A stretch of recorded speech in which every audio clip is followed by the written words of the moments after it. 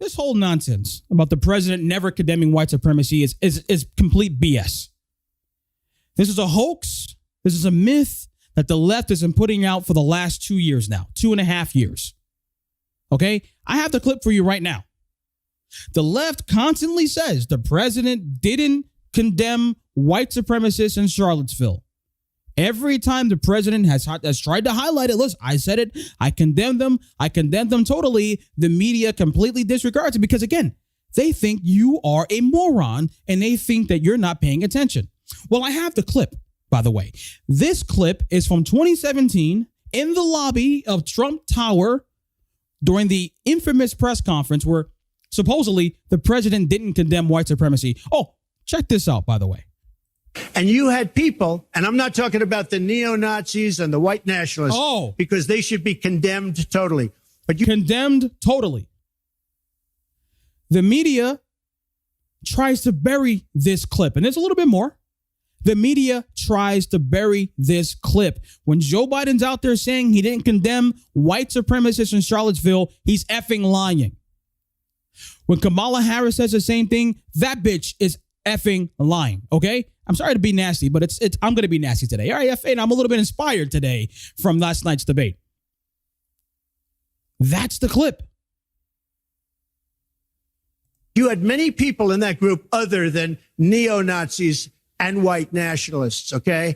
And the press has treated them absolutely unfairly. Now, in the other group also, you had some fine people, but you also had troublemakers, and you see them come with the black outfits and with the helmets and with the baseball bats. You had a lot of bad people in the other group too. The press is treated unfairly, sir. I'm sorry, I just didn't understand what you were saying. You were saying the press has treated white nationalists unfairly? No, I just didn't understand what you were saying. No. There were people in that rally, and I looked the night before. If you look, there were people protesting very quietly the taking down of the statue of Robert E. Lee. I'm sure in that group there were some bad ones. The following day, it looked like they had some rough, bad people, neo-Nazis, white nationalists, whatever you want to call them. But you had a lot of people in that group that were there to innocently protest and very legally protest because, I don't know if you know, they had a permit. The other group didn't have a permit. So for context, there were two different events that happened in Charlottesville. There was an event on the first night where people had permits to protest because they were the Antifa and Black Lives Matter they were trying to rip down a statue of Robert E. Lee. Okay, Robert E. Lee, obviously one of the leaders of the Confederacy. Well, here's a third little secret, by the way. Even black people in the South were protesting the tearing down of Robert E. Lee. Okay, a lot of people can understand this. Oh, well, he was a Confederate. Well, why are you protecting the statue? Because it's a part of American history. Another thing that many people don't seem to realize is that there are a lot of black people in the South that have Confederate flags because they're talking about Southern culture. Now, this has always been a weird thing that people could never get. I'm fine. Have whatever opinions you want to have about that.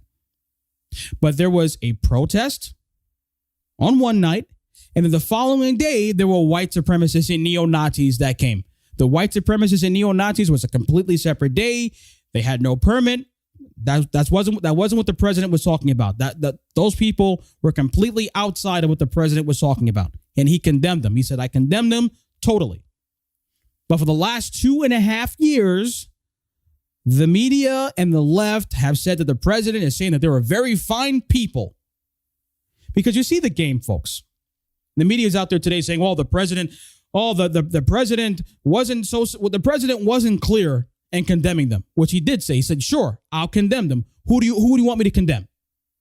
Because we all know what's happening in this country. Before we even go down this line of thinking, because what the Democrats are trying to do is, and what the media has tried to do is, they try to conflate two different things. If you can get the president to say, yes, neo-Nazis don't march on cities, then now, you see, anybody that counter-protests Antifa and Black Lives Matter are white supremacists and neo-Nazis. So the media is trying to get the president to respond to those folks and now legitimize the two people in this country who are indeed white supremacists. But you see how insidious that is? They want it to be where if you Counter protest. Again, I repeat myself. If you go to a protest and you see Antifa trying to destroy your city, but you're saying, you know what, I'm going to stand in front of, I'm going to go downtown. I'm going to put up my flags. I'm going to fight for this country. I'm going to stop the left from burning down yet another city. The media wants to make you out into being a white supremacist and a neo-Nazi. Listen to the great Van. We have a few more clips from the debate last night, but listen to Van Jones, a noted hack who's a part of the Obama administration, talking about white supremacy last night on CNN. Number one, Donald Trump refused to condemn white supremacy. Lies. Number two, the President of the United States refused to condemn white supremacy. More lies. Number three, the Commander-in-Chief refused to condemn white supremacy on the global stage in front of my children, in front of everybody's families, and he was given the opportunity multiple times to condemn white supremacy, and he gave a wink and a nod to a racist, Nazi, murderous organization that is now celebrating online. And by the way, the racist murdering organization is called the Proud Boys. Now, if I'm a white supremacist, then I don't understand how, if I'm a white supremacist organization, would I allow a very dark Hispanic to be the chairman of my organization? The chairman of said organization, the Proud Boys, is Enrique Tarrio. If you go on Google, Enrique, and the last name Tarrio, Tarrio, this guy is almost as dark as me. I don't know if white supremacists would allow him into the fold. You see, because this is the game. If you put up a "Don't Tread on Me" flag, you're a white supremacist. If you put up a flag of the original 13 colonies, you are a white supremacist. If you want to fight to maintain the fabric of this nation, you are a white supremacist. So because we have this organization that is not afraid to fight Antifa and is willing to meet Antifa wherever they go, these are white supremacists. This is the game the left is playing because they have nothing else.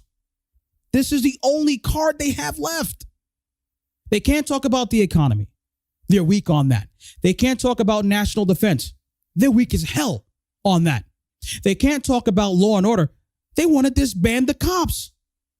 So what do you have to go on other than, oh my God, if you're a woman, you hate to hear Donald Trump speak.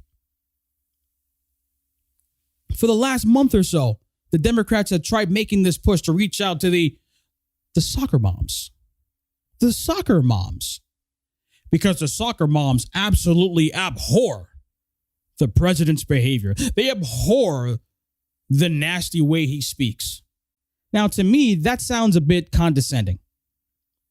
Okay? Because that says to me, well, you think that women are too stupid to understand policy differences. That a woman is more likely to vote for somebody or vote against somebody in this case because they don't like the way how he says something. Not what he's saying, but how he's saying. Joe Biden's such a gentle guy. I'm going to vote for Joe Biden. To hell with what he believes. To hell to what he wants to do with this country. Oh, but he's a nicer man than Donald Trump. That's what the left is trying to push. So they haven't a record at all to run on. So now we have to bring out the 40-year-old playbook of racism, bigotry, sexism, homophobism, transphobia, every ism and phobia you could ever think of, because that's all they have. Every time you debate the left, they want to change the topic. Every time you debate the left, they want you to accept a false premise. The president wasn't having any of that crap last night.